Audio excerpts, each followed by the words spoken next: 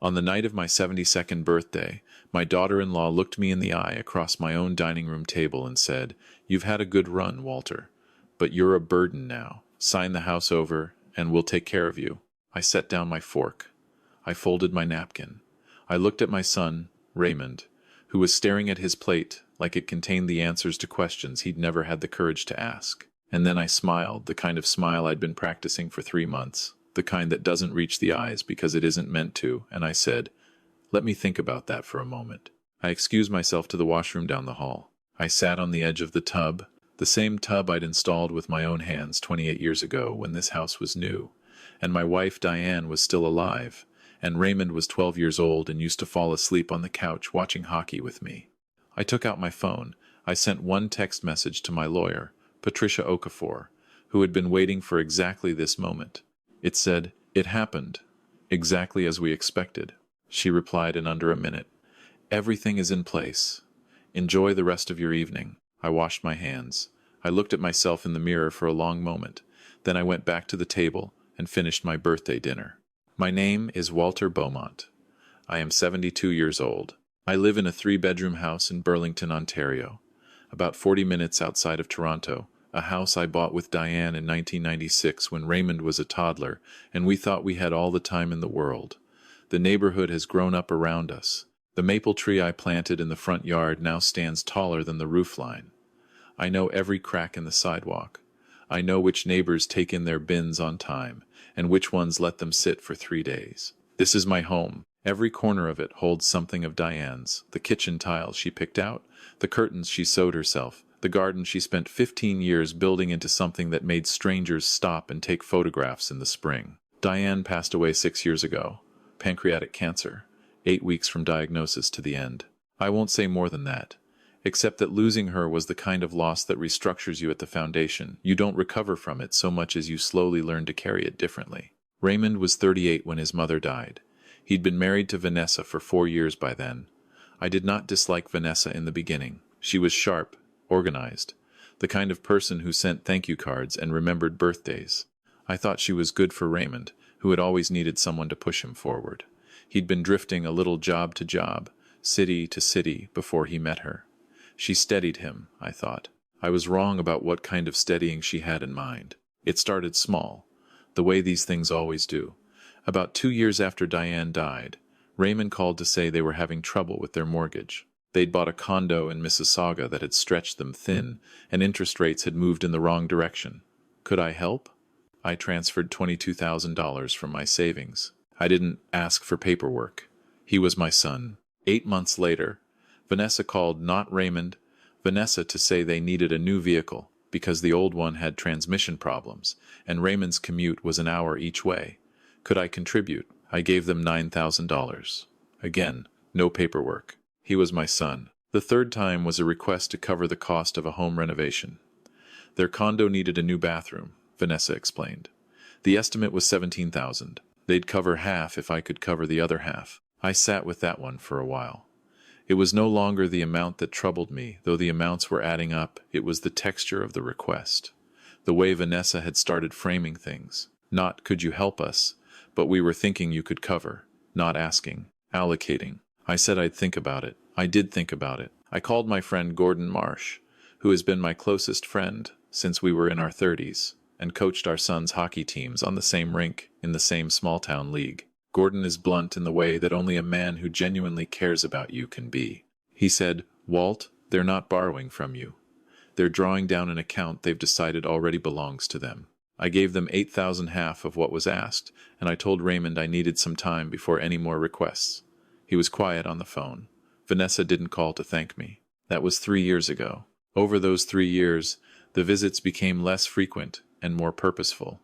Raymond and Vanessa would come for Sunday dinner once a month, sometimes less. The conversation was pleasant enough on the surface, but I started to notice a quality to it that I can only describe as reconnaissance. Questions about the house, its current value, whether I'd had it assessed lately, whether I'd ever considered downsizing. Questions about my finances, wrapped in the language of concern. "Dad, are you comfortable? Do you have enough put away? You know you can always talk to us if things get tight." I was not the one with money problems, but somehow I was always the one being asked if I had enough.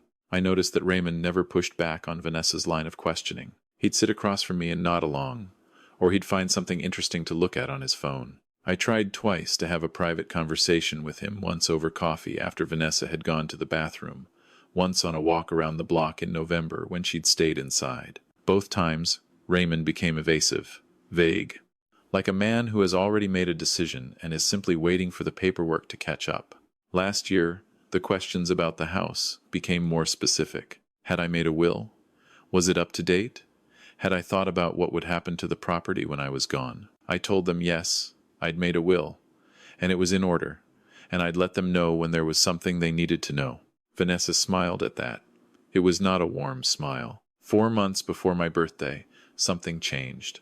I can't point to a single moment. It was more of a shift in atmosphere, the way you can feel a weather system moving in before the clouds arrive. Raymond started calling more frequently. He was attentive in a way he hadn't been in years. He remembered to ask about my knee, which I'd had scoped in the spring. He sent me an article about retirement financial planning with a note that said, "Thought this might be useful, Dad." He suggested we all get together for my birthday, a proper dinner, at home, just the three of us. He said it was important to him. He said he'd miss spending time with me. I wanted to believe him. I am his father. Wanting to believe him is the most natural thing in the world. But I called Patricia Okafor 3 days after that phone call. Patricia has been my lawyer for 18 years. She handled everything after Diane died, the estate, the refinancing, the updated will. She is methodical and unhurried and entirely without sentiment when sentiment would get in the way of clear thinking. I told her what had been happening over the past 3 years. The money, the questions about the house, the shift in Raymond's behavior. I told her I had a feeling, and I apologized for bringing her a feeling rather than a fact that something was coming, that my birthday dinner had a purpose I hadn't been told. Patricia did not dismiss the feeling. She said, "Walter, in my experience, when a parent has this feeling about an adult child and a spouse, they are usually right. The question is what you want to do about it." I said I didn't want to accuse anyone of anything without evidence. She said, "Then let's make sure you have evidence." We spoke for another hour. By the end of that conversation, I had a plan. Not a revenge plan, I want to be clear about that. What Patricia helped me build was not a trap for its own sake. It was a shield. It was documentation. It was the quiet, careful work of a man who has spent 72 years learning that the people who love you loudest are not always the ones who love you best. Over the following weeks, I made several changes to my affairs. The most significant was one I had already been considering for some time, a charitable trust in Diane's name, to which I transferred the majority of my liquid assets. The Diane Beaumont Community Fund, set up in partnership with a community foundation in Burlington, designated to support palliative care services in the region. It was something Diane would have wanted.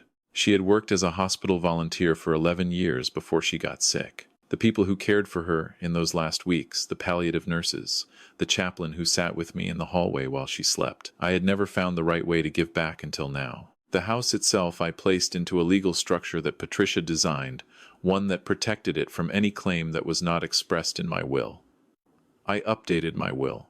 Raymond was not removed from it. He is my son, and I will not punish him for being influenced by someone who does not love him the way I do, but the terms were restructured. The house, in the event of my death, would go to a trust. Raymond would receive income from that trust over 20 years. He could not sell the house. He could not borrow against it. He would receive support, but he would not receive a windfall that I had no reason to believe he would protect. I also, and this was Patricia's specific suggestion, not mine, had 2 small recording devices legally installed in the main living and dining areas of my own home. In Ontario, it is legal to record conversations in your own home when you are a participant in those conversations. Patricia walked me through the law carefully. I was not setting a trap. I was documenting what I expected would be said in my own house, in a conversation to which I was a party. I told no one. I went to Gordon's for a beer one Thursday evening, and we watched the Leaf Slews, which they did with their usual commitment to the craft, and I didn't say a word about any of it. I needed to carry it alone for a while. That was all right. I've carried harder things. The birthday dinner was on a Saturday in April. Vanessa arrived with a grocery bag and immediately took over the kitchen. She was charming in the way she sometimes was efficient, almost performative, filling the house with the smell of roasting chicken and making comments about how she'd wanted to do something special. Raymond helped set the table and opened a bottle of wine and asked how my knee had been. The evening felt, for the first hour, almost like the kind of evening I used to want with them. Normal, warm, family. We ate. The chicken was good. Raymond poured more wine. We talked about his job. He'd been promoted in January.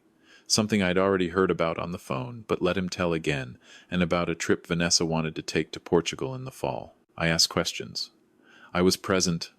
I was glad to be there. Then the dishes were cleared, and Vanessa put a folder on the table. It was a light brown folder, the kind you buy at Staples, and she set it down between the wine glasses, with the confidence of someone placing a winning hand. She opened it without asking permission. Inside were several printed documents. I didn't pick them up immediately. I looked at Raymond. He was looking at the table. "Walter," Vanessa said. She had stopped calling me Dad about a year ago, which I had noticed and not commented on Raymond, and I have been doing a lot of thinking. About the future, about security, for all of us. She slid a document toward me. I looked at it without touching it. It appeared to be a deed transfer form. My address was printed clearly at the top. "We think it makes sense," she continued, "for the three of us to share the property. As a family, you'd still live here, of course. We'd just be added to the deed, so that we have some security if something happened to you. It protects us all." I looked at Raymond again. He picked up his wine glass. I said, "Vanessa, this is the first time this has been proposed to me. Did you expect to have this conversation tonight?" "We've been working up to it for a while," she said. She smiled. "We've supported you in a lot of ways, Raymond and I. Emotionally. Especially since Diane. It's only fair that there's some reciprocity." I said, "Reciprocity? You've got a lot tied up in this house, Walter. More than you need. And frankly, with what we've lent you over the years." I said, "You've lent me money?" She paused. "Just briefly. Contributed. Helped out. We've always been there." "Vanessa," I said, "the money in this relationship has moved in one direction. I have kept no record because I did not feel a record was necessary between family.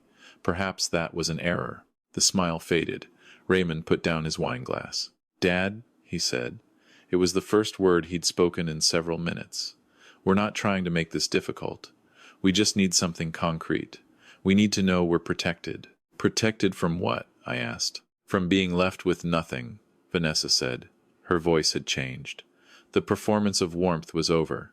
"Do you understand what housing costs in this region? Do you know what Raymond gave up? Career opportunities he walked away from? To stay close to you after your wife died? We've been here. We've been patient. We've earned a stake in this." I said, "I'd like to understand that more clearly. When you say earned." "We've waited," she said, and now there was something hard and flat in her voice that I suspect she'd been holding back for quite some time. "We've been waiting for you to do the right thing. You're 72 years old, Walter. You're not going to be here forever. This house is going to pass to someone. It should pass to your son. And the only way to make that secure, the only way to make sure we're protected, regardless of what you decide to do with a will, because wills can be changed, Walter, and we know you've been meeting with your lawyer, is if our names are on that deed." The room was quiet. I said, "Is that everything?" She said, "Sign the documents. Tonight. We had a notary available, but Raymond said to give you time. We're giving you time. We're being reasonable." Raymond said, "Dad, please." And there was something in his voice, not cruelty, not greed, something smaller and sadder than that, something like a man who has been slowly persuaded that a wrong thing is the right thing, and no longer has the will to tell the difference. I looked at my son for a long moment. I thought about the 12-year-old who fell asleep on the couch with the hockey game still going. I thought about the day he graduated, and how Diane had cried, and how I'd pretended not to. I thought about how grief can get into people, and twist them in directions you never anticipated. I said, "Give me a moment." I got up. I walked down the hall. I went to the washroom. I sat on the edge of the tub. I took out my phone. I sent Patricia the message we had agreed upon. Then I sat there for a moment in the quiet. Not upset, exactly. Sad in a way that had already done most of its work over the past several months, leaving behind something steadier. I had hoped to be wrong about this evening. I had not been wrong. I washed my hands. I looked at myself in the mirror. I went back to the dining room. Vanessa had refilled her wine glass. The folder was still open on the table. Raymond was sitting very still. I sat back down. I folded my hands on the table. I said, "Vanessa, Raymond, I want to tell you something, and I'd like you to hear it fully before you respond." Vanessa started to say something. I raised one hand, not sharply, not aggressively, just firmly, and she stopped. 3 months ago, I said, I transferred the majority of my savings into a charitable trust. It is established, it is irrevocable, and it is in your grandmother's name, Raymond. It supports palliative care in Burlington. Your mother would have been glad of it. Raymond's face changed. Something moved behind his eyes. 4 weeks ago, I continued, I restructured my will with Patricia Okafor. The house will go to a managed trust upon my death. You will receive support from that trust, Raymond, over a period of 20 years. You cannot sell it.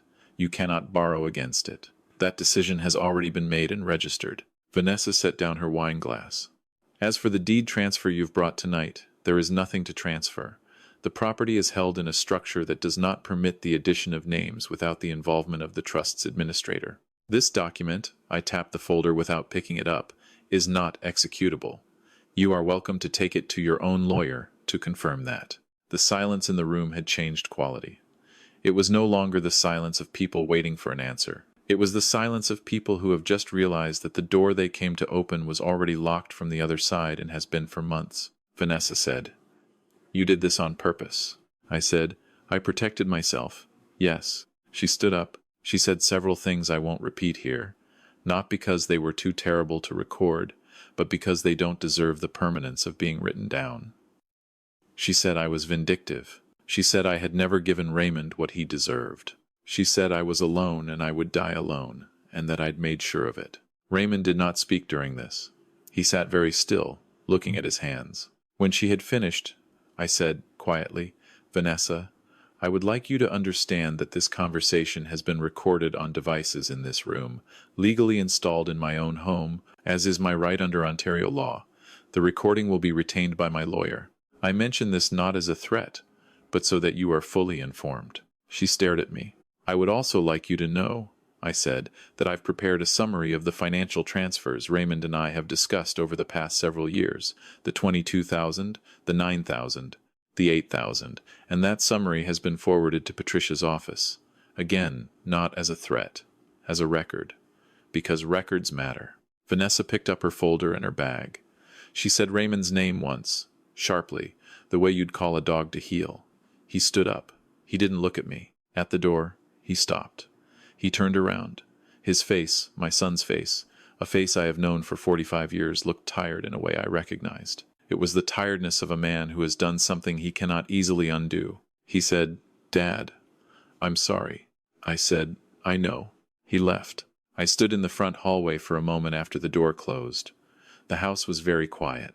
Through the window above the door, I could see the top of the maple tree, the one I'd planted decades ago, moving slightly in the April wind. I went back to the kitchen. I washed the dishes. I put the leftover chicken in a container in the refrigerator. I watered Diane's African violet on the windowsill. It had survived 6 Ontario winters in that spot, and I saw no reason it wouldn't survive this one. Then I sat in my chair by the front window and I let myself feel everything I had been holding carefully in place for 3 months. In the weeks that followed, Raymond and I did not speak. Patricia received a brief, bristling letter from a lawyer Vanessa had retained, making vague allegations about undue influence and demanding a copy of my will. Patricia responded with documentation of the recording, of the financial history I had prepared, of the proper legal standing of every decision I had made. The lawyer did not write again. Gordon came over the following Saturday. We sat on the back porch with coffee and I told him everything.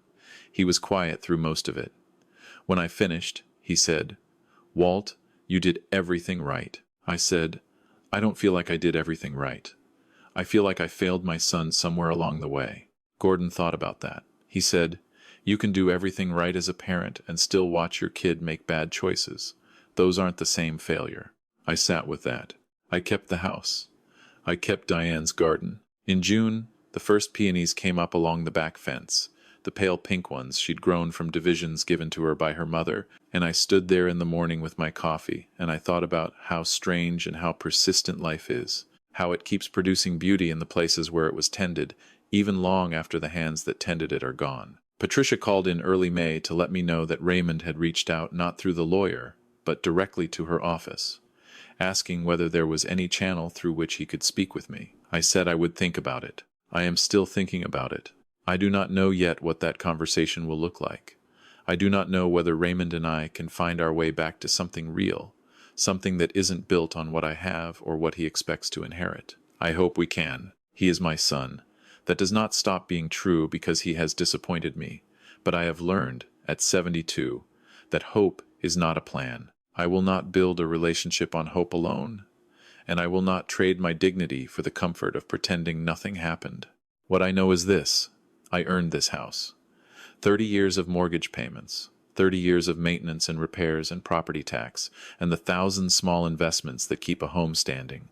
Diane and I built something real here, with our hands and our time and our life together. It was never inventory. It was never an asset to be claimed. It was a home, it is still a home, and no one is entitled to it simply because they are waiting for me to stop living in it. I have value, not because of what I own, but because of what I've done and who I've been. I raised a son. I loved a woman for 34 years. I planted a tree that now shades the whole front yard. I worked, and I saved, and I made hard decisions calmly, when calm was what was needed. If you are in a situation like mine, if you have felt the slow, queasy shift from being loved to being managed, from being a parent to being a resource, I want you to hear this clearly. You are allowed to protect yourself. Protecting yourself is not selfishness. It is not cruelty. It is not a failure of love. Love that requires you to give away your security is not love. It is leverage dressed in the language of family. Document everything. Speak to a lawyer before you need one. Do not let shame or guilt or the fear of conflict keep you from taking the quiet, deliberate steps that preserve your autonomy. You built your life. You are still living it. No one has the right to take it from you simply because you are older now, because they are younger and louder and more certain that time is on their side. And if the people you trusted most turn out to have been waiting for you to grow weak, well, let them discover that you were paying attention. Let them discover that quiet people who say little and observe everything are not the easiest people to outmaneuver. Let them discover that you have been, all along, 10 steps ahead, because you have earned that, too.